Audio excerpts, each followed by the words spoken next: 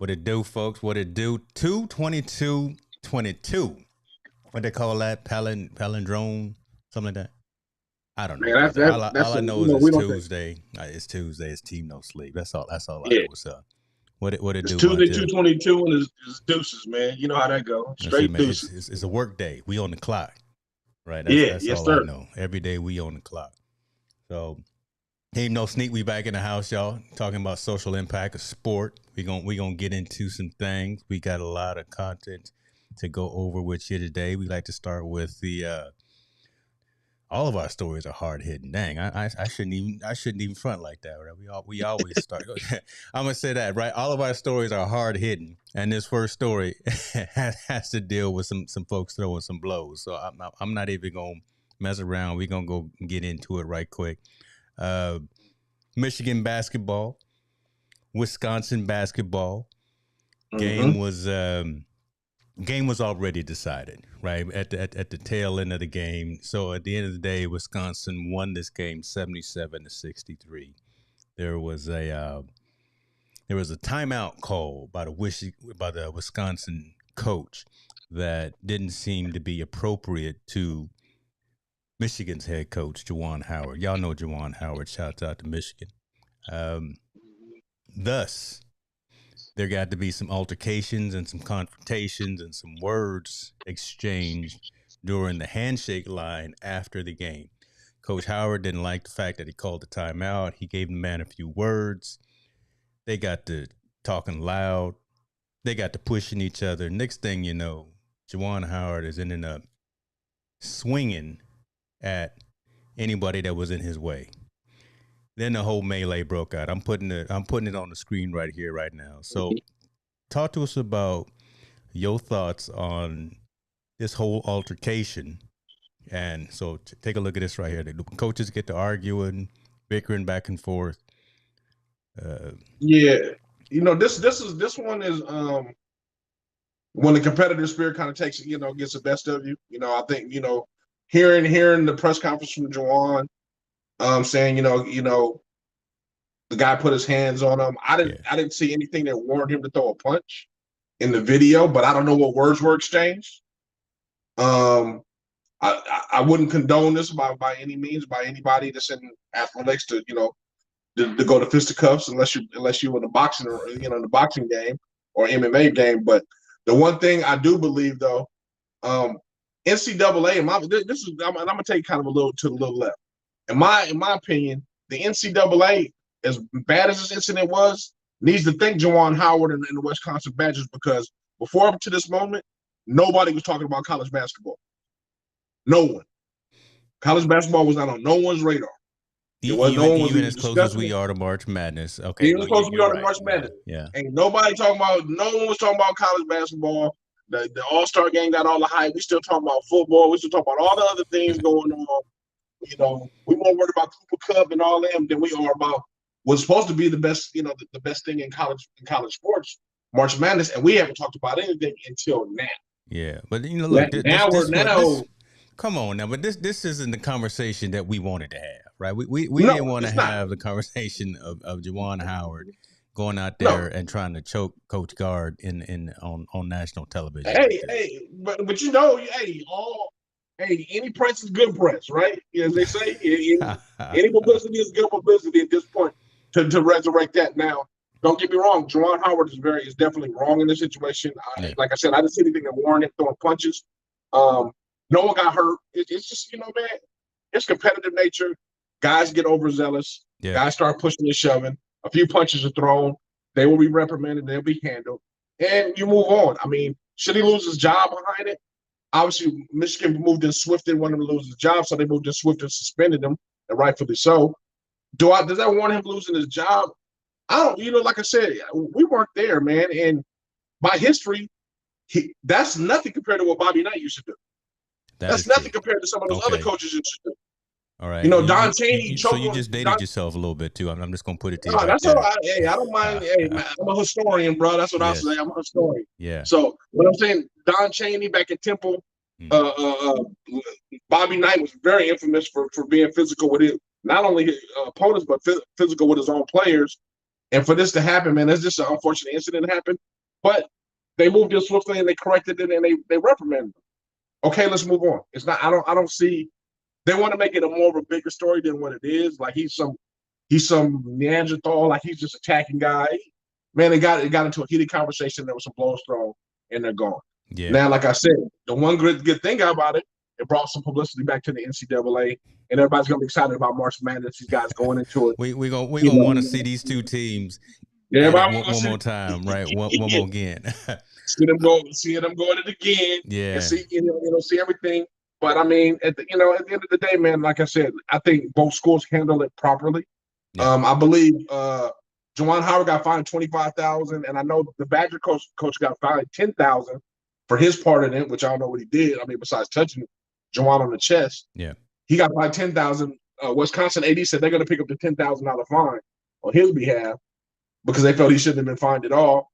And then now I think both parties are just kind of ready to move on and move past it and let those kids play basketball and try to get them some good seats in the tournament. Yeah.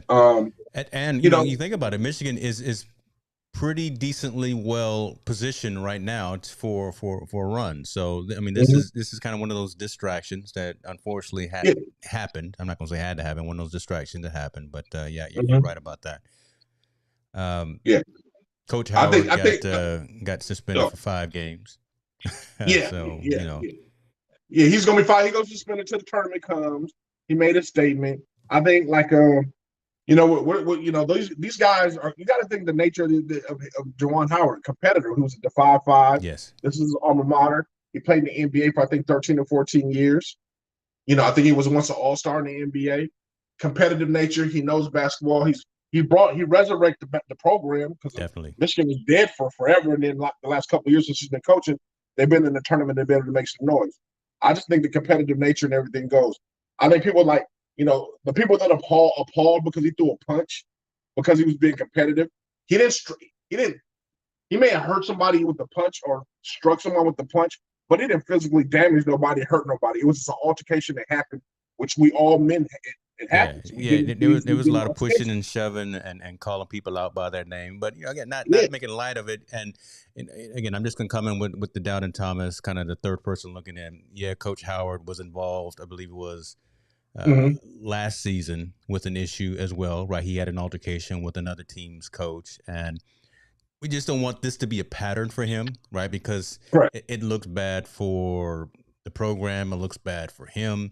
The fact that he did not, I thought when I first saw it, I said, they're going to let him go, right? Because it's just a bad look for him, but I'm glad that they didn't go to that full extreme and they just suspended him for 5 games.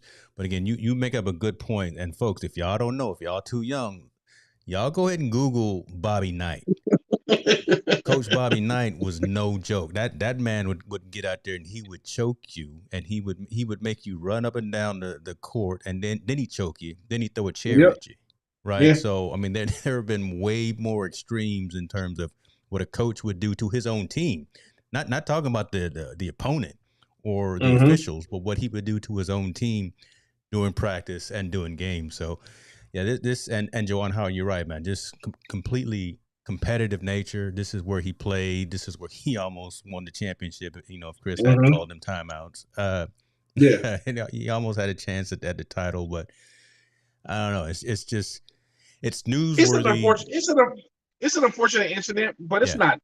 It's not death penalty incident. You know what I mean? It's not. Good point. Yeah, that's the part. That's the part that I think that people take to extreme. Like, he should be fired right away. He should be okay. Really? So if we're gonna go to that thing, then you're saying that every time somebody gets in a competitive altercation, that they should be just fired and suspended and gone forever. I don't agree with that. Yeah. I take light to every situation. Let's even take it back just like last year. I remember the Michigan State coach got into a verbal altercation with one of his players. Yeah, Izzo. And they were going back and forth. And everybody was like, oh, he can't be doing that. Yes, he's a coach. Why can't he do that? Yeah. He can challenge his players. He should be able to get it. And if it's a verbal altercation, trust me, at the end of the day, they work it out. Yeah. You know what the problem is? And, before I say what the problem is, I want to get some shots out there. I see some cool folks in the comments there. What's up, JP High Tech? Good to see you, brother. Fantastic stream you had today. I'm glad I checked it out. Good to have you here. Dr. Kevin Cox is in the room. Good to see you too as well, sir. The problem with this right now is that everyone has instant access to everything that happens. Back in the day, when a coach was reprimanding his team or getting it in with the players or whatever, it stayed within the locker room. There was nobody with a camera. There was no one with a cell phone. You didn't have that immediately streaming it out to the whole globe that Coach Allen was in our case for whatever the case may be, right? But now it's a whole different dynamic, and then you got folks that are doing the Monday morning quarterbacking thing, and you know what, that was wrong. If I was there, I would have done it better. Don't be treating the kids that way. And again, you get too soft. You know what I mean? You do have to have some confrontation and some type of. I really do. You got to have some of this conflict to be a stronger. I think the conversation is like just because it's blasted out to mass media, just because it's blasted out to everybody across the world, doesn't necessarily mean it's wrong. Yeah. Or so detrimental that it's the cancel culture because they did something wrong in your eyes. That's not the fact of the matter, man. I mean, like I said, in this particular case, I would defend it like this is a competitive game, competitive situation they're in. It got overly heated. According to Juwan and the other coach, and the other coach knew he called a timeout and that wasn't warranted. That's why he wanted to explain himself. Exactly.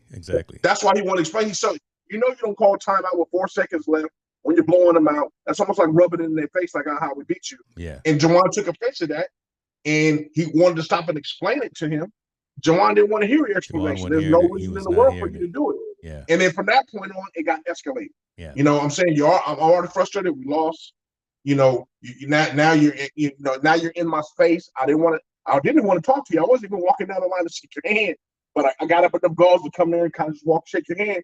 And then you're going to stop me and put your hand in my chest and try to explain something to me that I don't want to hear right now. Yeah. Now we start to get to the verbal confrontation.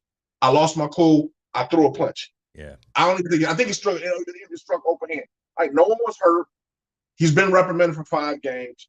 I don't believe it's that big of a deal. Like, people talk about, like I said, firing him or doing more than what he's been doing. He's been suspended for 5 games. I'm sure he's going to have to do some things with his team. I'm sure he's on probation now from whatever he has to do. Definitely. And that's the negative part. On the bright side, he's put a spark back on our eyes on NCAA basketball. I mean, you're laughing, but I'm laughing, but you know what? You telling the truth, brother. I'm laughing at what you just said, and Kevin Cox got jokes, right? Again, talking about the timeout during the championship, Chris Webber thinking he had all these timeouts. That is hilarious. So I mean, it is what it is, man. I think it's going to be cool. We're old school. We come from the situation where, we used to look forward to the Knicks and the pros, the Knicks and the Pacers fighting all the time. Chicago Bulls and the Pistons fighting during their series. So we're used to that competitive nature where, it might have to get a little bit physical in order for me to impose my will in order to win. And I think Juwan comes from that same background, that same mold that we come from. Most definitely. Like, I want to be, I'm competitive as I could possibly be. And if things ain't going my way, I don't mind pushing a few people out of the way or throwing a few blows. I don't mind choking somebody if necessary, right? Juwan said, let me put these hands on you. Let me put these hands on you. But I mean, like I said, I think, I wish he wouldn't have put his hands on. I wish they could have handled it a better way. Yeah. But I mean, I think I would commend the University of Michigan to move in swift, self-impose their own punishment on coach. Yeah. Take care of the fines, and let's move on, man. Like you said, I'm tired of the soft culture, this soft ideology about how you're supposed to be coaching, how everything's supposed to work. Shine all that, man. Let's just let's be competitive and go. That's it. I mean, because again, a lot of time, and we'll move on. But again, that's coming a lot of time from folks who never laced them up, right? From folks who had never been in the locker room, don't know that. Listen, it's not a lot of clean language in a locker room. You may get what you get during press conferences, but look, we say some things in the locker room, and it's definitely a lot of bravado. I can only see from the male side. I'm sure on the women's side as well, they cut loose and do what they need to do. But again, that's that competitive nature. That's what separates the losers from the winners, the best from the worst, and that separates second place from first place. So it is what it is, man. Goodness gracious, we'll see. Now I got a question for you in that same standpoint, in the same circle. If you're a player, like I read some things about that, how the players going to look at Juwan now. If I'm a player and my coach is fighting for me, fighting for a loss, wrong, right, wrong, or indifferent, he got me. He's got me now as his player. I'm all in. I'm all in, 100% in. Right, wrong, or indifferent, because he's fighting for what he thought was wrong done to us. Yeah. I've seen some people, I've seen some comments like, oh, what you think, what was the players going to, I think they're all in. I think any coach I've ever seen that first of all, I've never been in that situation, but if any coach was fighting for me or fighting for what he thought was right for us and our team, after the conversation we have as a team, I'm bought in. I'm even bought in more than I was bought in before, because I'm like, this dude was really for me. So I think people need to not look so much on the negative side. Yeah, it was wrong and he's been reprimanded for it. And I would be saying this about any other coach. If he's reprimanded for it, he's fine. Let's move on. But I think in Michigan and for them, I think this is maybe this might be the spark they needed going into the tournament. Yeah. Might be the spark for them as their basketball culture, which is very rich, for them to kind of say, hey, we're ready to get on top. And I think this is probably a spark for Juwan to be like, you know what, I need to make sure I definitely handle myself different, get my point across, and make sure, I know some people are going to invade my space at times when I'm mad. I can't handle it that way. Yeah, that's because now the spotlight is now on me, and I can be reprimanded, and situations can happen. So, you take a negative, but you're gonna get 10 times more positive, I believe, in this situation. I agree with that. Kevin Cox, my issue with is, why are the starters in full court press and the walk-ons at that point and at that score? Yeah, look, man. Again, here we are with the Monday morning quarterback trying to figure out the whats and the whys, but not condoning the action and questioning. Not condoning the action, but yes, questioning the call and questioning who was out on the court, because that just seems. It seems peculiar, right? And that did have some explaining to do, and kind of like Montel was just saying, man, Juwan didn't want to hear the explaining. Whatever Coach Gard thought he was trying to do during those last few 30 seconds of the game by having the personnel that he did, and then by calling timeout, so he can advance the ball. That I understand from a rules perspective, but again, it just, when there's the unwritten rules too.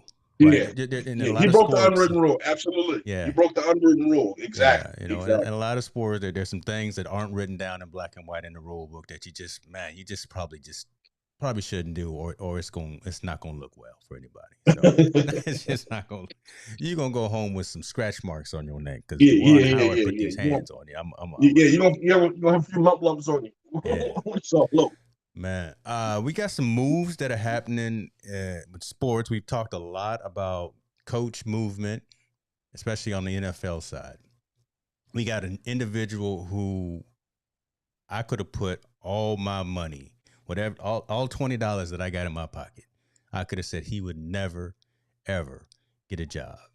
But sure enough, ladies and gentlemen, Brian Flores is now a coach. He's not a head coach, but he is coaching with the Pittsburg Steelers.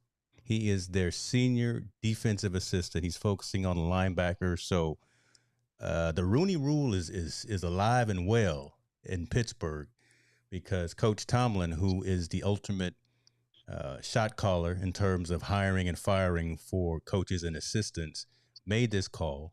The GM, Kevin Colbert, said, Coach, whatever you want, we're going to make it happen. And next thing you know, Brian Flores is on the payroll in Pittsburgh. He's gone for Miami. Talk to me about this right here, man. This stranger things have not happened. Man, I could only say I was with you. I would have doubled down my $19 with your 20 that this was going to happen. I think this speaks volumes for the Pittsburgh Steelers and the Rooney Rule and Coach Tomlin. How they saw, I think, something that was kind of going wrong or something going left, and to hire Brian Flores, because not only just because that, but just because he's a qualified individual to coach. They should have a job. They should be working in the NFL, and they're preventing him from being blackballed in that scenario. Yeah. By hiring him and putting him on staff. He still has a pending case. I know the case has been modified. I don't know if they're charging him, but it's been changed and modified for whatever they're going to come with against his lawsuits.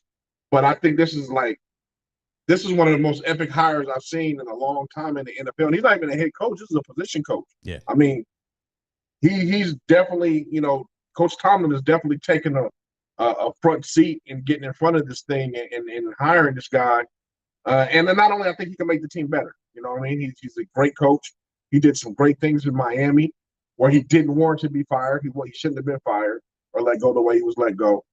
And now that he's there, I'm looking for Pittsburgh to do some really, really good things, man. I mean, Brian Flores being the overseer of the defense and really focusing on the linebackers and kind of shore some things that they were kind of lacking. I think he'll have an intricate plot in the draft, like who they're going to draft and what they're going to draft, especially in the middle rounds. He'll have some good input on what he wants to see out of the players. And then after that, man, I think now Pittsburgh, obviously we know their number one priority is to get a quarterback or figure out who the quarterback situation is going to be. And then beyond that, I think it's going to be just like, let's get to work. This is going to be something. Let's see how it works in the end. I know there are two alpha males in there. Brian Flores is definitely an alpha male the way he coaches. Yeah. Tomlin is an alpha male the way he coaches. He's the way he runs. An alpha male too, right? He's an A5A man. So yeah, he's literally an alpha man too. yeah, definitely. So I'm interested to see how it's all going to work out. I think it's going to work out for the best. Yeah. But I mean, I think in this situation, it's about time that someone looked out for our own. I'll be very blunt about it. I think it's really encouraging that someone looked out for our own, knowing that it was being wrong done. Yeah. Other people do it in other situations all the time. They see somebody doing wrong and they throw him a bone and make sure to get him back in, and he's just kind of in the background doing whatever.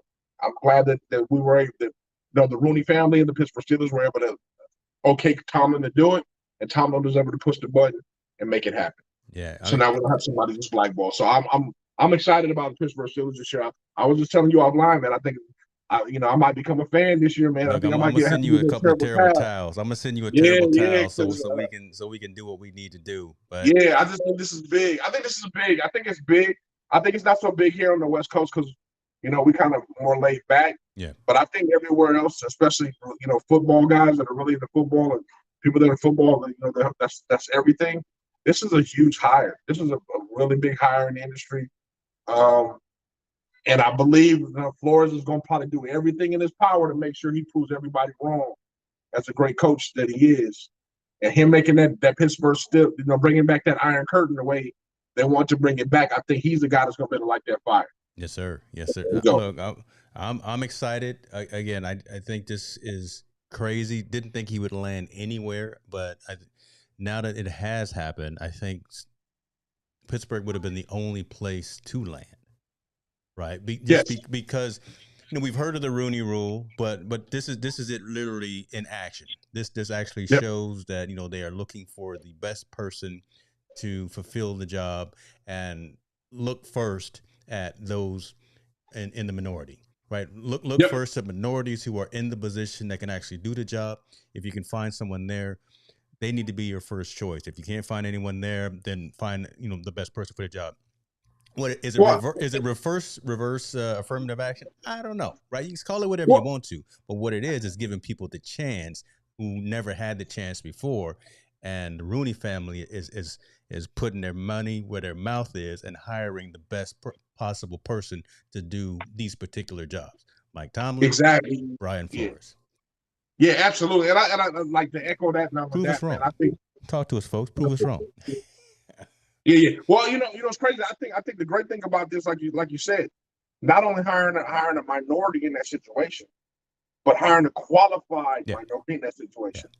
Not somebody that's not qualified, not somebody that doesn't have the background, not somebody that doesn't have the pedigree and the history that Brian Flores has. They hired somebody that was qualified. Yeah. So he gave a qualified person the job. Not like some of these head coaches that are getting jobs that are not qualified. That aren't OCs, that haven't been there before, that haven't earned their stripes all the way up. I'm a big Sean McVay fan. Don't get me wrong. Sean McVay is great. Yeah. And he's proven himself to be a quarterback. But Sean McVay wasn't qualified to be a Rams head coach. Exactly. Someone outside of that gave him that job, and he's proven himself as he goes along. Yeah. They made the right call. Same with a number of other coaches, the Jets coach, the Chargers coach. All these guys are guys that just kind of fell into these roles. God knows how. No one even knows how they fell into these roles. Some of these. You know somebody who knows somebody and got you an interview and got you on top, whatever. And to be honest, let's keep it 100. Go No ahead. sweat. Oh, here we go. Let's get No, it, you're not folks. gonna, you're not gonna put it on me. Let's No, just keep it let's go. 100. It's Let's get nepotism. it. Put them on blast. Nepotism at its best, right? It's Yeah. nepotism at its Oh, best. okay. Yeah. You know, and I don't have a problem with it at all because I have a problem with it to the point when you hire people that aren't qualified. Yeah. If you have somebody that you know that's qualified and they're a friend of yours and you trust them and all that, by all means, you have the right to hire whoever you want, right? If you own the business and that's this person you know, you can feel more comfortable with. Yeah. But at the same token, some of these guys, we don't know their background, but they don't have the resume that other guys have and they get the job. There's where the problem lies in the nepotism.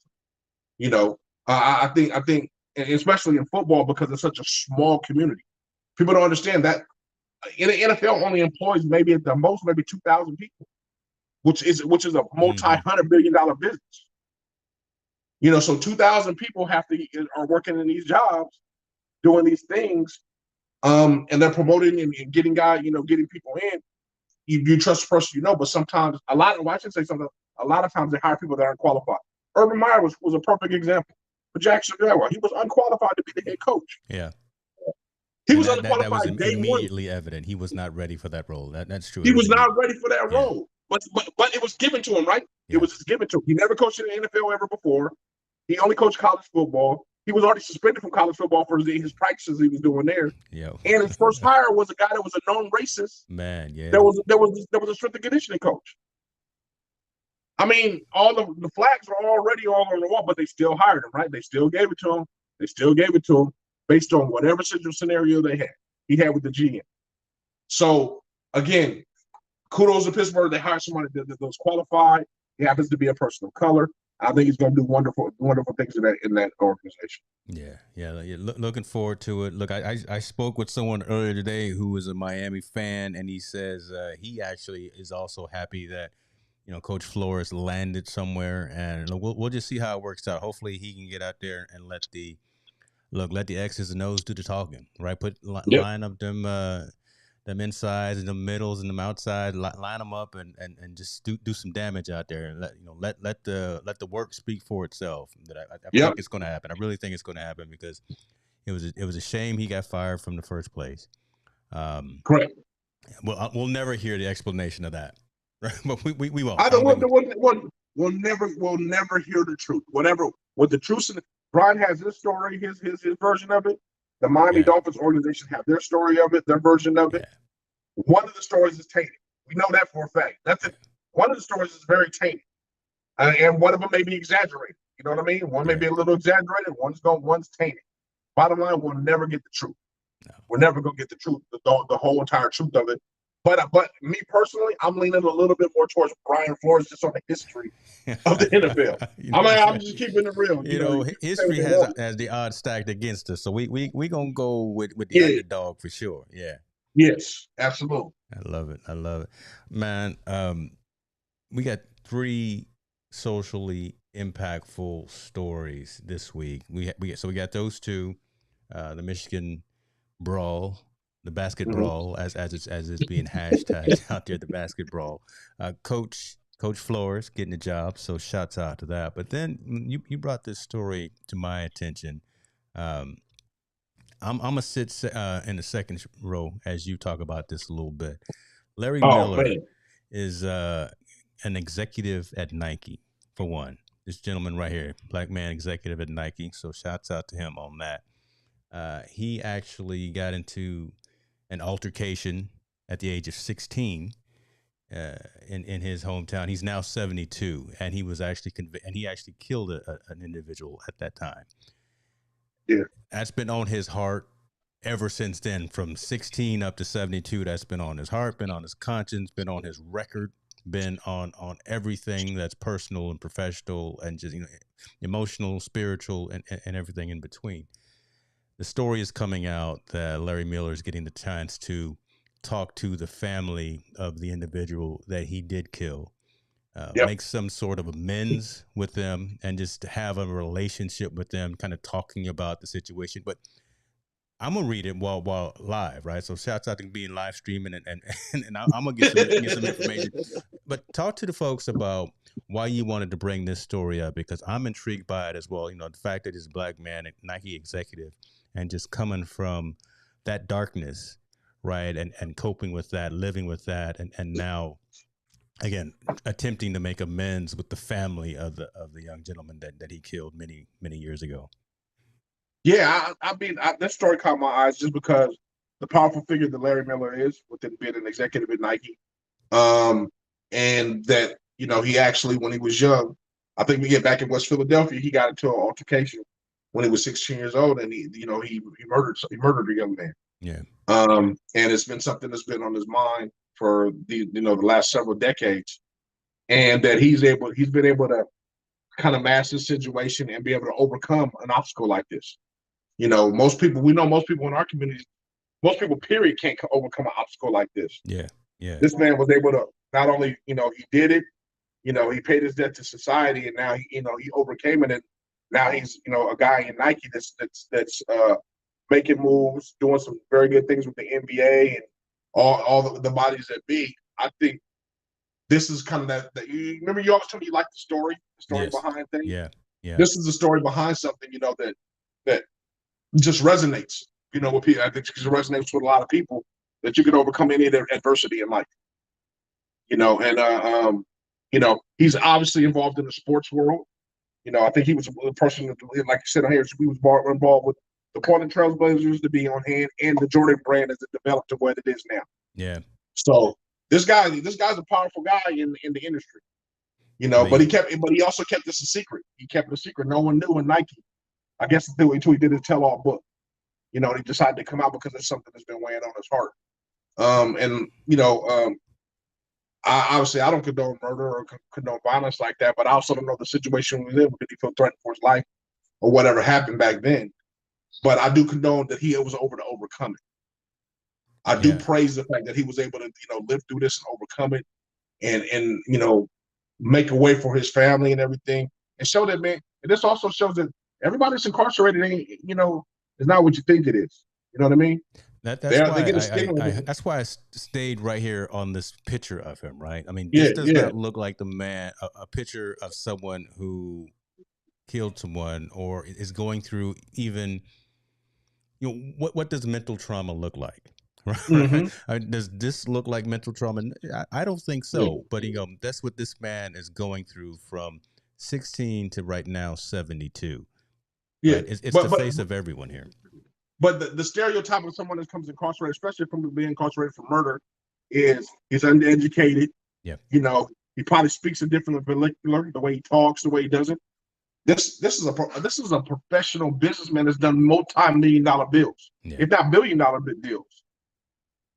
Coming from an area where he came from, where obviously he made a mistake, or he was caught in a situation where he felt no other way out was but to do what he had to do. But the thing that he overcame it. You know what I mean? I think, and then your background is his focus.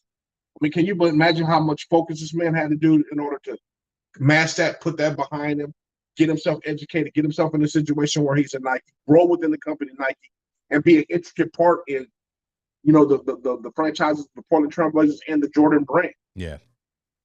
Yeah. I mean, he's made Nike. Yeah. I was gonna say, it speaks volumes to the human spirit, right? Right. Being able to not do harm to yourself after you've gone through this. And again, for 40, 50, 60 years, however long it's been, for this man to be able to, again, I'm going to keep saying it, rise above the darkness, become a success, write a manuscript, write a book about it, and literally spill out all of his feelings about it. And then, like this picture shows right here, making amends. I don't know if it's making amends, but just connecting with the family of the lost and the deceased, right? I think if you read the depth of the story, he's apologized to the family before. And it was, he said it wasn't enough. It just, he explained the situation to them.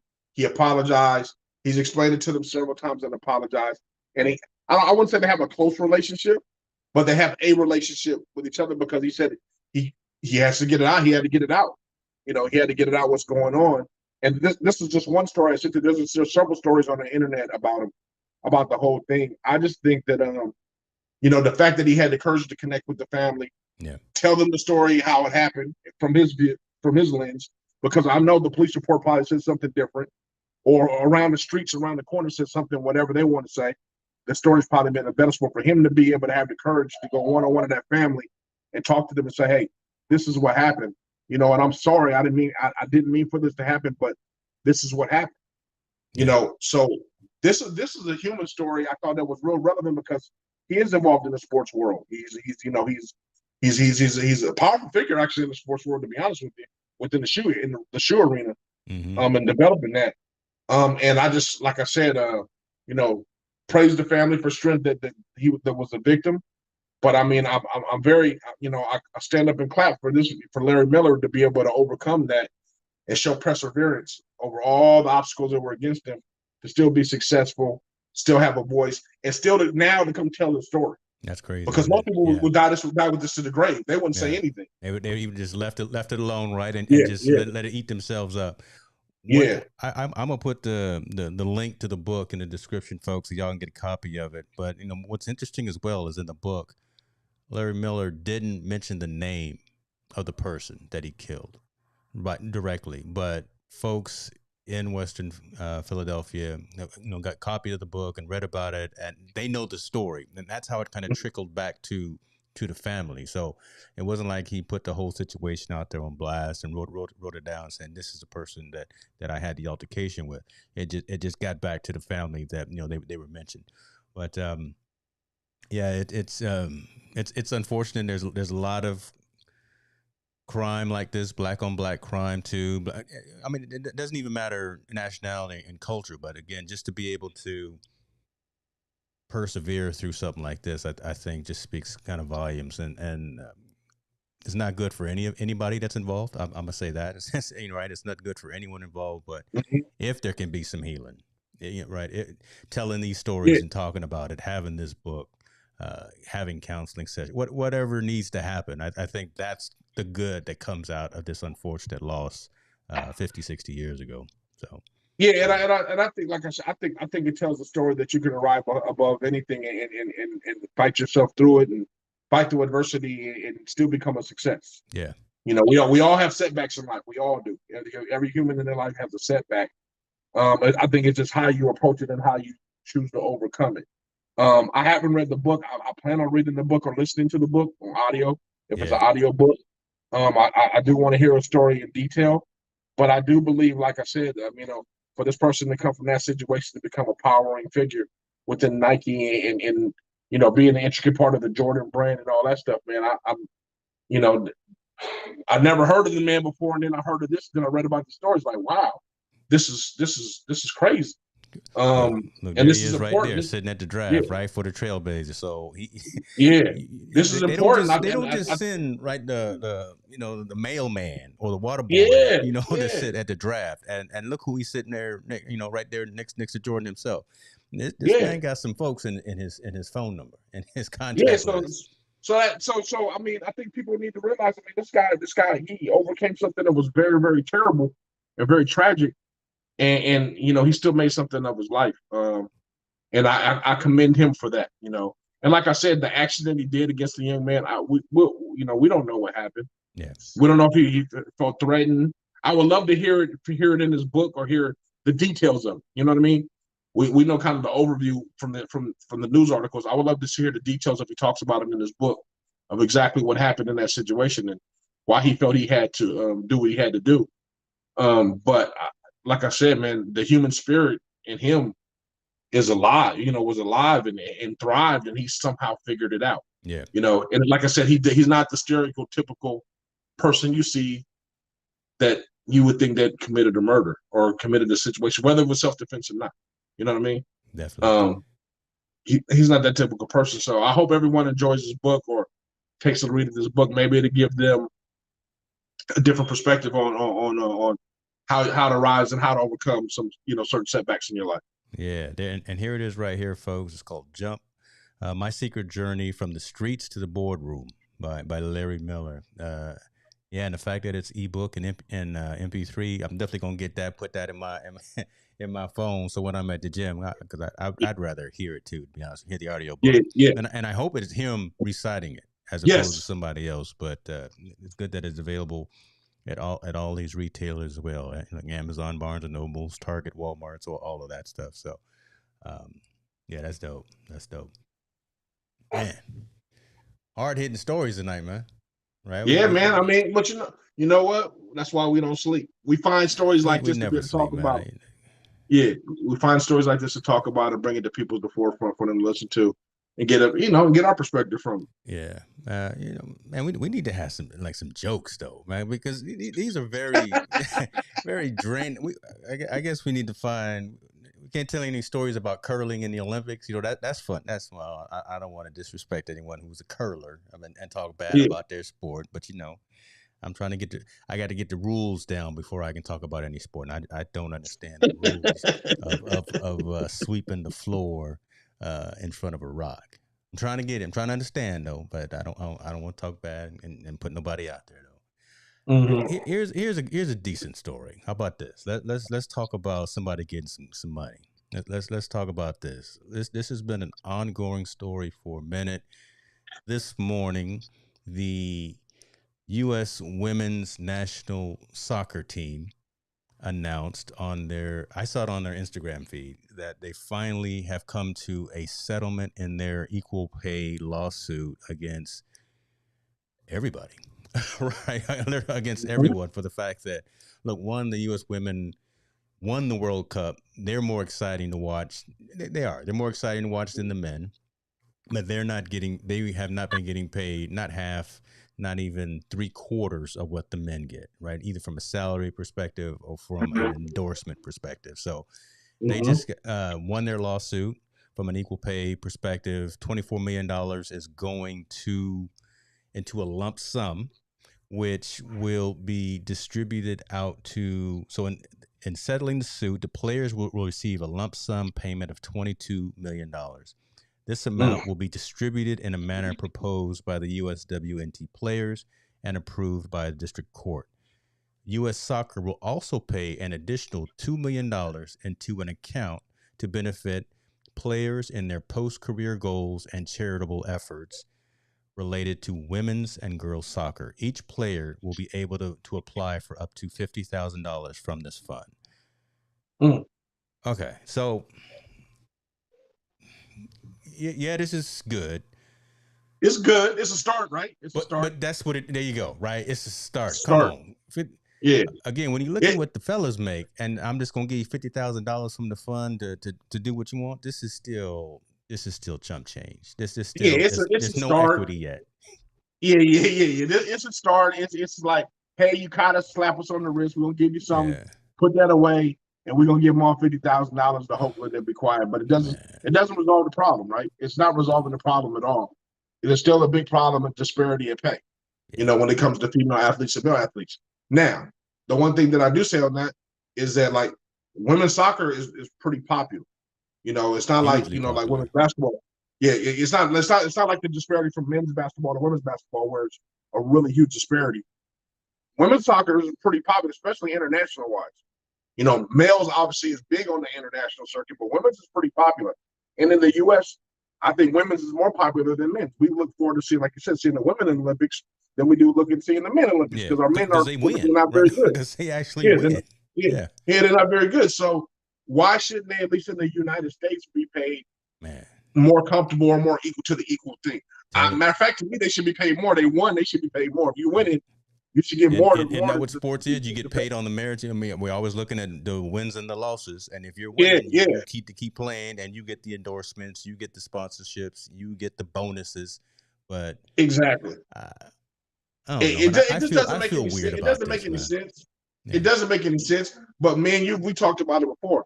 How companies and professional leagues do such a horrible job marketing the women's sports, the equal to their male sport. Mm-hmm. They do a horrible job marketing the WNBA, in my opinion. They could do a lot better. They do a horrible job marketing women's soccer.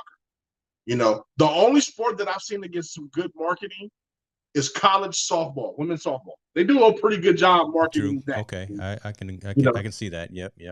And now women's basketball is starting to get their just due. You start to see them a little bit more in college basketball. Women's basketball, college basketball is kind of starting to get their just due with the tournament and everything. But beyond that, they push the women's sports to the side, unless it's an individual like tennis or something like that. Which I believe if you market it better, because the male's excuse is like, well, you don't draw as many fans and you don't draw as much TV time, so we're not gonna pay you more. Well, you don't put the marketing dollars in us. Exactly. You don't put us out there like you do that. So how can we draw more fans? The B is equal. You know what I mean? So it's kind of a catch-22. But I believe, and I say this all the time, if you ever watch a WNBA game, they're really good. I mean, real good. Yeah. They play basketball. They play the best fundamental basketball you will ever see. Yep. I think in your lifetime. Yeah. And in the WNBA, that fundamental basketball is so perfect. It's unreal. And on top of that, they got great athletes. True. But they won basketball the way you're supposed to.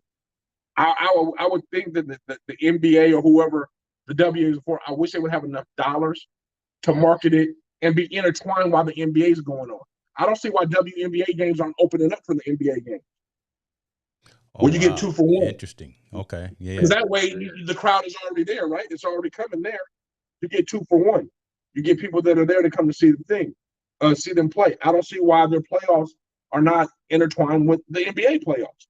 They think it will take away. I think you can give back. You can give into it to make it more explosive. So people will take women's basketball that aren't fans a lot more serious. I believe I think there's just genuine ways you can really intertwine the two to make sure they can leverage off what the men have already opened up the doors in order to make their sport popular.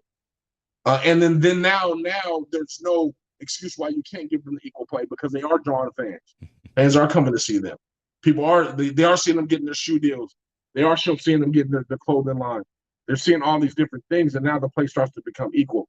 I mean, corporate America, man, is a dirty game, when it comes to the kind of thing because they want you to justify why you should do that. But on the other side, for male sports, they don't always make you justify it. It's just almost like a gift. That's true. Which is the sad part. So it's unfortunate, but I'm glad for them. I'm glad they won the settlement. Yeah. I don't think it's enough, but I do believe it's a start because now that this has been happening, when the next settlement comes, it'll be easier to sort it out to make them to get more money. Yeah. Or the more situation. So it's a beginning for them, big time. Yeah. I want to go back to a couple of things about the WNBA, and I like what Kevin was saying here, right? Yeah, WNBA is excellent basketball if you know what you're looking at. And that's a great point. So, Martel, have you ever been to a WNBA game?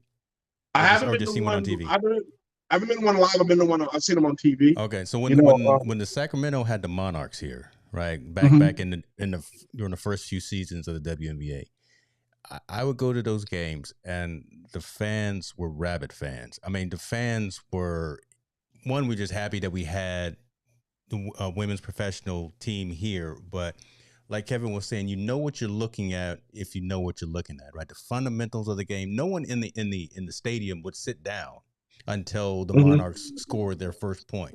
That's how in tune with the game everyone was at those. I don't know if they still do that for the other teams. It's unfortunate that we no longer have the Monarchs, but you're right. I mean, again, and then they won, right? Did the Monarchs win the championship? I don't think they won the championship. I think they got pretty far in the playoffs. They had a couple of really good players and all the different things. No, but LA, Lisa Leslie and them kind of Sacramento and LA. It doesn't matter, men or women. Of course, we always got issues, but neither here nor there. Yeah, man, I still feel weird about this. I just don't think that I think this is just kind of icing on the cake, and it's not. We want the whole cake, right? For the women, for Title IX, just for equality in terms of. I don't think it's ever going to be. I don't think right now we're going to see the full equality thing, but I do believe since we got a start in it, they got their foot in the door to make more noise to get more money. But again, like I've said. You got to be able to balance with these corporations because their thing is you don't draw in enough money for me to pay you enough money. But like I told you on the flip side, they don't invest a lot of money in M4 to make the big draw. Yeah. They don't invest a lot of money until they make the big draw. I think that part needs to change. But again, I speak more to the WNBA because I'm more familiar with it. Yeah. WNBA needs to do a great job. I don't know why they're not marketing to these high school phenom girls. Why aren't they? We see the phenom high school boys everywhere, every which way but loose. Why aren't we focusing on the high school girls and making them get $1 million for their NIL? How come we not?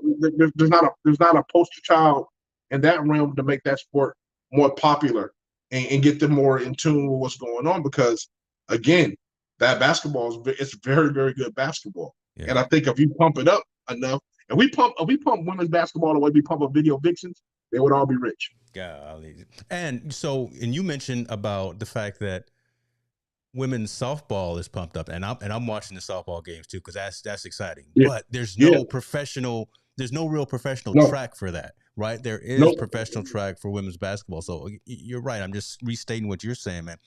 Why not put some more emphasis and some more folks and some more support behind these young girls in high school and college who want to play ball, because there's a future in that. And in soccer as well, there's futures in that. Look, they can be out there getting Olympic gold medals for us because the men aren't doing it. Right. Well, you got to look at this situation, like they're pumping. Let's step back a little bit. They're pumping all this money into STEAM, right? The social arts for women in all the schools. They're doing all this pumping money in there because they want women to become more professionals in the high-tech world, learn a lot more mathematics, become engineers and all that. Absolutely wonderful. But I'm saying from the professional sports standpoint, why are we pumping that? Why aren't corporations saying, hey, let's pump money into these athletes and let's make them pulverize and make them bigger than everything in life, so we can start to build that audience like we do around the men. Because women's sports is exciting. Women's volleyball is exciting. I watch volleyball in the sport. I'm like, damn, they're just as good as all the men. They out there. But we only see that. I know there's no professional volleyballers, but we only see that during the Olympics. But basketball, we know, is here. Women's soccer is here. But again, there's no financial backing or no financial marketing backing to back them up. I think if you really want to, I think they need to sit down with whatever the men are doing. And I promise you, I think the WNBA needs to coincide with the NBA. Why not in those cities they're the opening game? Now, that may not be as much, but you get a bigger draw. You get more people come to the game. People that are already going to the game that are sold out, they're already there. And now we have now their names become more familiar to the NBA audience. Yeah. Instead of separating. Honestly, I believe that more NBA players support the WNBA and probably are vocal or would be more vocal in support of that league if that kind of was a doubleheader. I'd stay for the doubleheader, right? That's a long day of eating hot dogs at Golden One Center. But the thing is, though, even if you came late, because most people are going to come a little bit early, right? If you came late, let's say you came in at halftime of the women's game to catch the men's game. Yeah, you're still going to get to know those players. They're going to get the TV time because they're there. Now their highlights are intertwined with the NBA highlights that are going on. You get a whole plethora of basketball. The part I don't understand is like women's basketball, men's basketball goes on at the same time during college. Why in the pros is it separate? Right. No, that is true. That's not a coincidence either. It's not. It's not a coincidence. Now, I think they think they're capturing the market, but actually I think they're hurting themselves in the market because now they can't. Can you imagine? One of the female has hit 9 threes, and Steph Curry was getting ready to play. And the next game comes out, and she's walking off, and they slap hands, and like, good job, they got the 2 best. You know what I'm saying? You have a whole lot going on with that, and to be able to build that dynamic.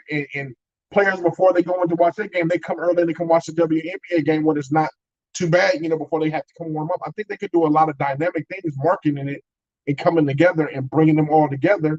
Then to separate them out, where you're saying, hey, this is your dollars and this is your dollars. And we know you're not going to draw this much of a market because you're way away. Well, want to help combine the market so they can, and that will make sure their pay equals up. It gives a big marketing boost. You have all these dynamic athletes that are all together, men and women, and then it's a go. And that's just my perspective on it. I've always looked at that would probably address some of the conversation around basketball, but today's story was mainly around soccer and just the fact that. You can't combine those because it's too long. It's too long, right? You be sleep before. But with soccer, I just think you have to be creative in some ways. You have to market it. I'm not quite sure how, but I can't pretend to say I'm a really big fan. I don't really know a lot about soccer or professional soccer players, so I can't be like, hey, that could do this. But I know if you think hard, if you have enough heads in there and you have enough creativity in line, you could think of a marketing campaign that can benefit both of them and make sure you draw more to the women's soccer sports. I mean, I know they have the professional leagues, but they usually downplay it a lot, especially when it comes to women's professional soccer, or if it's a women's softball league, or if it's something that's kind of out of the ordinary, they downplay it a lot. I think if people pour a little bit more money into it, and the bigger powers, not the local powers, but the bigger powers, like the ESPNs and all them, throw a lot at it, I think it starts to become more popular than to go. I think shoe companies, if you throw money at it, it starts to become. I think you also need to have a face of each of the franchises and definitely a face of the company. You know, somebody that's there that people either they like them for their spirit, their skill set, they like them for the way they look. Yeah. Whatever's a perfect marketing scenario for them to be able to pump that brand out. That's what I think. That's what they come up with and be able to push it on out there. I just think they've done a horrible job doing it. I really do, because the sport is very good. Yeah, I put this back on the screen just because there are three players that I think are the faces of the U.S. women's national team. So her, Megan Rapinoe, Carly Lloyd, who probably arguably was one of the greatest players. She just retired, and then Alex Morgan. All right, so I think those three are the ones who are at the forefront for making all of the good noise about the equal pay and about making sure that things worked out similarly for the women's side. And what's that dude? Okay, so I got a scenario for what's that dude? Christian Ronaldo. What's his name? The dude that gets like $100 million everywhere he goes. So on the men's side, yeah. So Ronaldo, Ronaldo. Yeah, Ronaldo. He's on the men's side. He's scoring goals left and right, and Messier, those two dudes. Now, if I was a person that was in the brand and I owned it, I would like Christian Ronaldo. What I need you to do is endorse the women's soccer, and hopefully in some scenario where we can go grab some of your pay and bring it over there where you invest, and you be a minority team owner. Wow, that gives us more credibility. You know what I mean? You got to be creative in doing those things to market those things. Where he's doing a commercial where they're wearing the same shoe or doing whatever you need to do, something to be able to get them national exposure and be creative in marketing. I'll keep harping on it. They do a horrible job of marketing women's professional sports. Yeah. It's just ugly. You hit an interesting chord there. I don't know, and I don't know the man obviously, but I don't know if Ronaldo or Messier would get that deep into this particular scenario, because again, I don't know. They're huge egos and huge personalities in and of themselves. I mean, Ronaldo's out there doing the matador move every time he scores a goal. Yeah. And he's big. But again, everybody has their price. They do commercials, right? So what's the difference between you doing a commercial with a manager for a sports drink and not doing a commercial for the women's soccer league? Saying you endorse it. All it is reading lines and showing your face. Endorsing the product, what you do. If you endorse that product, people that follow soccer would do it, in my opinion. And I think you start to get more and more buy-in, the more and more professional guys that are men's sports that are influential, the more they pump it up, the more people buy into it. It's like people buying, I hate to say his name, Kanye West album.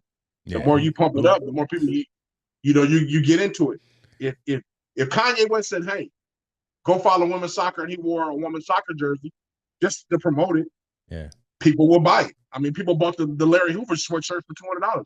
They would buy a jersey. They would buy it. Why not have Kanye design a uniform? Why don't you just be creative with your marketing on how to get people to buy in and watch and be there? Once you do that, now you got a product. Women's sports don't do that. Yeah. Men's sports do it all the time. No, that's we true. Got rappers and videos with them. We got them in the shoes. We got them wearing everything. Why aren't we having Megan Thee Stallion wearing a women's soccer jersey?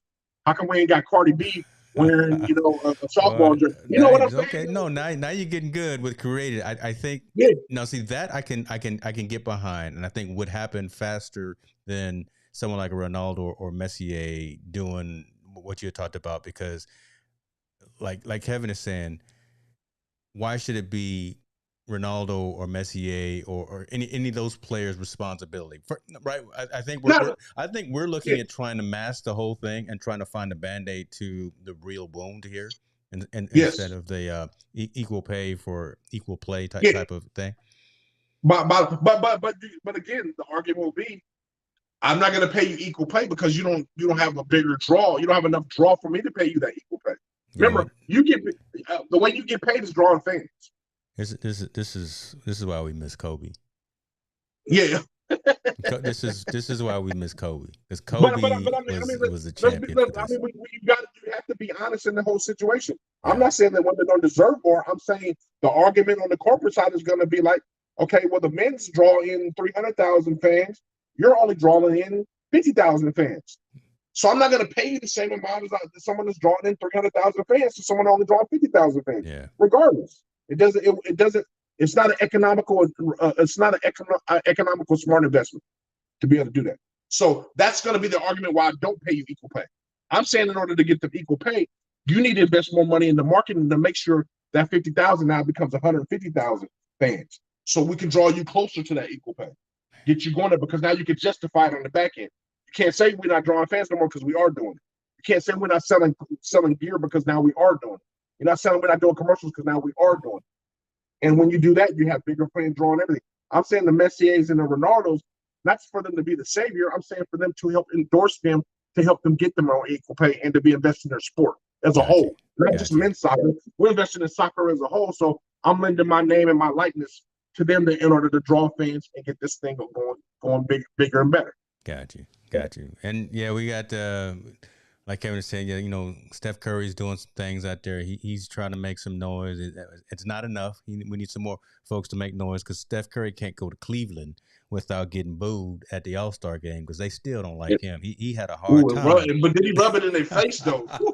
He had a hard time last week in Cleveland because they still don't like the Curry family. But I digress. We'll move on. But man, that is why we miss Kobe, because Kobe was the man from that perspective.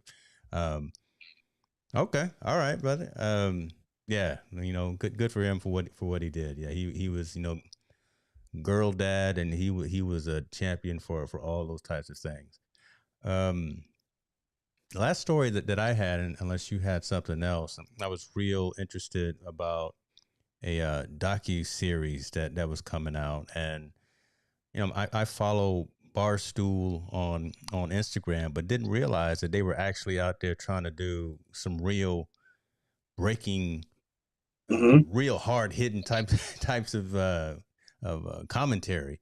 I did not realize how ill or how sick Coach Deion Sanders was out there on the side of the field. I thought, you know, yeah, I know he had the turf toe and he had the Aflac scooter and everything, but there is a 2-season series out there called Coach Prime, the fall season, and it's a 6-episode docuseries. It takes viewers behind the scenes of Jackson State University's football program and how he coached, how he took them to be who they are, the powerhouse, how they came to win, how they came to get so many first-round draft picks, and then the fact that the man is sitting in this electric chair right here, bundled up, because you know he's got health issues, yeah, with his toes and with his feet and things of that. But I'm interested to see other things that may have been behind it, kind of what drove him. We know Deion was the man out there, right? He was shut down, right? When he played Deion Sanders, and he still resonates and has all of the clout and credibility with young players and old players alike. But yeah, Barstool, what is it? It's Barstool Sports and SMAC Entertainment airs on Tuesdays and Thursdays for the next 3 weeks. This second season of Coach Prime, the fall season. Have you had a chance to check it out yet? I haven't had to check it out. I didn't realize it was out there. To be honest, I don't even know. How do we? Is it a YouTube or how do we get Barstool Sports digital? Man, I don't know. I'm gonna have to look. I'm gonna have to look up Barstool Sports to see where they stream it at. But I mean, the credit to Deion, man. I mean, like I said, I always knew he had the foot problems. He had it ever since he was in the pros. You know, and I'm pretty sure he played through it like everybody else was. Yeah. When he was doing it, and he was younger. Let's be honest, he was younger, so you think you're invincible at those times. And I think that it's caught up to him.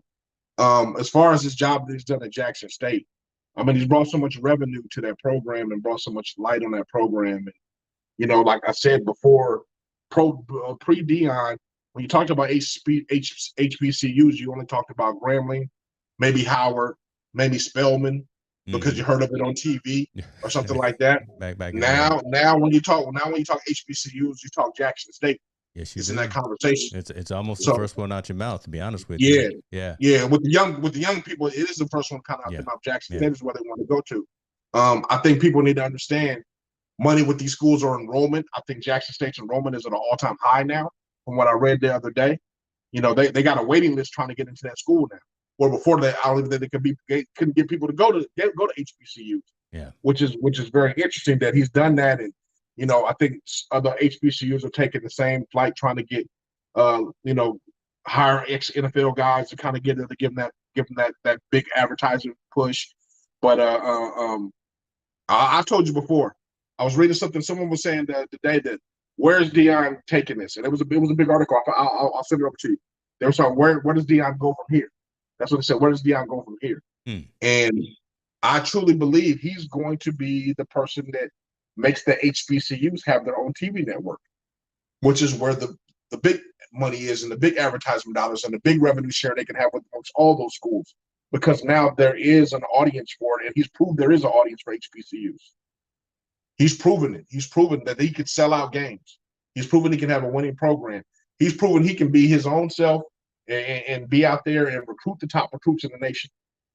Deion's changed the game for HBCUs. I mean, I think this is more impactful in his career than he did when he was playing. Because he's changing so many lives and bringing so much money and bringing so much attention to this more than when he was playing. I mean, we already know he's a shutdown corner. He's a Hall of Fame guy. But what he's doing right now is super impactful because he's changing the narrative of HBCUs. He's actually changing the narrative of college football in how it works within the system. He's a FCS school vying to say I should be playing in the FBS bowls if I make it there because we're good enough regardless if I'm an HBCU or not. Which is no one's ever argued that. No one's ever came up with that argument. He's bringing that argument to the table. I think he's bringing an argument where we do have fans. We do have a clientele that appeals to us, that likes watching us, that loves coming to our games, that likes watching us online, that loves watching us when we're on ESPN. I've never seen an HBCU have 7 games on ESPN until last year. Jackson State was on ESPN or ESPN 7 times last year. Where has that ever been heard of? You're on mute, James. I can't hear you. You're on mute. James, you're on mute.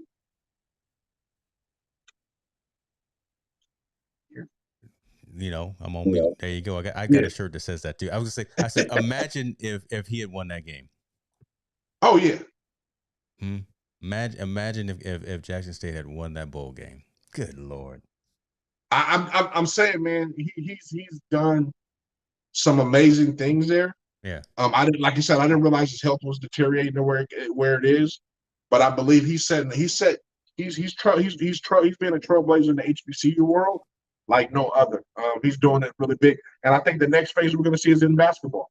I think basketball is going to be the next phase in HBCUs. It's probably going to have a big impact and a big change there, and then things are going to really start changing where they're equal. Yeah. Okay. Yeah. I just think there's some things going on there, and I believe sooner or later, I've talked about it. Anybody does it first, or there's going to be an HBCU network where they televise HBCU sports 24/7, just like they do the SEC network, just like they do the Pac-12 network, just like they do the Big Ten network. I believe the HBCU, especially if they merge, the SWAC and the other conference, if they merge together, there's more than enough content that is there for them to be able to do that 24/7, 7 days a week, to have their own channel and be able to live televise games. There's a market there for it, and there's definitely advertising dollars there because we know, we're a big consumer. HBCUs are big consumers. Black people and black folks that watch these games and watch these are big consumers. That's a big marketing point for them. So I think this is going to be in the works. Would love to see that, man. Would love to see that, man. Kevin, yeah, man. Let's do it. It would be crazy though to see, and from the college lifestyle perspective, and just a day in the life of college students, athletes, or whatever. If Barstool was the one who did it, I don't know if it happened, I'd be cool with it. But good Lord, if Barstool Sports and Dave Portnoy were the one who inked that deal and brought the HBCU TV, HBCU network to the masses, that that would be a story in and of itself, because that would be like oil and water. But hey, I'd welcome it, but it would be I pretty mean, crazy. It'd I be pretty think crazy. I think it would be like everything else, like they do, like the SEC. I mean, I'm sure we watch the SEC, the Big Ten channel, and all Yeah. that. But I do believe with the HBC, people know so little about HBCUs. There's so much content to do, like with Battle of the Bands, Yeah. with things they do, with things they do, on and off the field. Just the lifestyle of the HBCUs is completely different from a traditional college because the things they have going on. I think there's so much content there that they can have that, I mean, it's almost a match made in heaven to be able to go to different schools and see how these things are done. You talk about reality shows about reality athletes. Can you imagine seeing the lifestyle of some of these athletes and how they live in Man, some that of would these be so HBCUs? cool. That would be so You know, dope to see to that. be able to see how That they would do be. every week. Comparable when we see Michigan on Netflix, how they're doing their thing. It'd be love to see, well, how are they doing it over in Grambling? How's Hugh Jackson getting his team ready, and how are they doing it by week, and how they dealing with all the issues and successes they're having? I think there is a true market for that. Especially if all eyes are on HBCU, man. So I think I believe it's going to be in the mix. I really do. I wish I had the millions of dollars to do it myself, because I would. But I mean, I just think that's just a great job. I think that's just a great idea. Deion is going to be definitely inching his way towards it. He's going to be the first one to ink that deal. And when it goes, it's going to keep rolling, and everything's going to just kind of bubble up and be successful. Yeah, I mean that could be this next chapter of his life. That could be the next evolution of what he does. I think if when that happens, I think he will still stay at Jackson. He'll stay somewhere and coach, right, to have his impact there, and then probably once the network is look, we're speaking it into existence, folks, right? So once that network is actually up and running, then probably go and work for that network.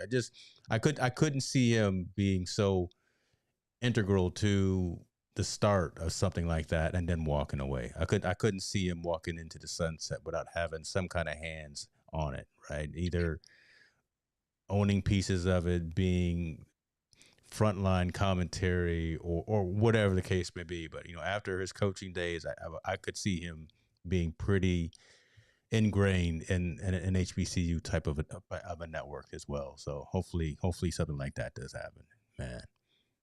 Yep, absolutely.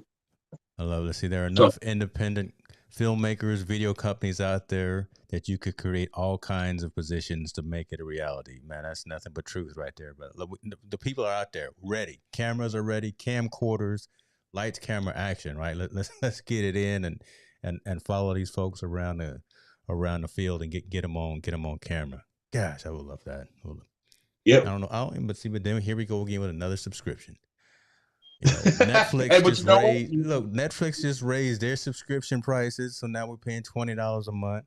Hey, man, Amazon Prime Hulu, just raised theirs. It's Hulu, wait, $139. this ain't what Hulu got live sports, so let's just let Hulu take on the Black Network channel and let it go, let it ride right let, there. So, let Hulu take it on, right, yeah, man? man, I just think there's a great opportunity there just to be able to have HBCU network like the BTN, the Big Ten network. Yeah, They show the sports from every night, like a sports center type thing.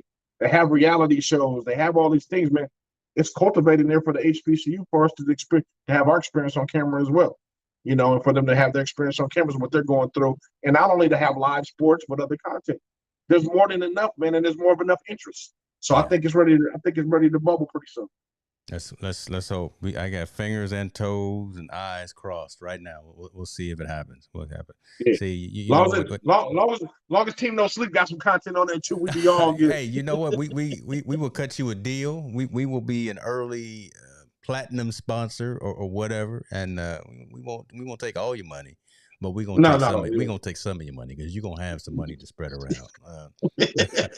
Ain't that On that true? note, man, look, we talked about it. We debated about some things, folks. This is what we do, right? Y'all know. Come on, Team No Sleep in the building. Tuesday night, 6:30 p.m. Pacific time. Is this a good time for everyone? Right? I know after the show, I'm gonna pull the analytics. I'm gonna look at all the folks that obviously watch it live on all the platforms. We get a lot of love on Twitter. We do, and so shouts out to the Twitter audience watching right now. And I'm gonna pull those numbers, but if coming live and doing this on another day at another time resonates, if the subject matter that we talk about If it's scary to you, you don't like it. Well, I'm sorry.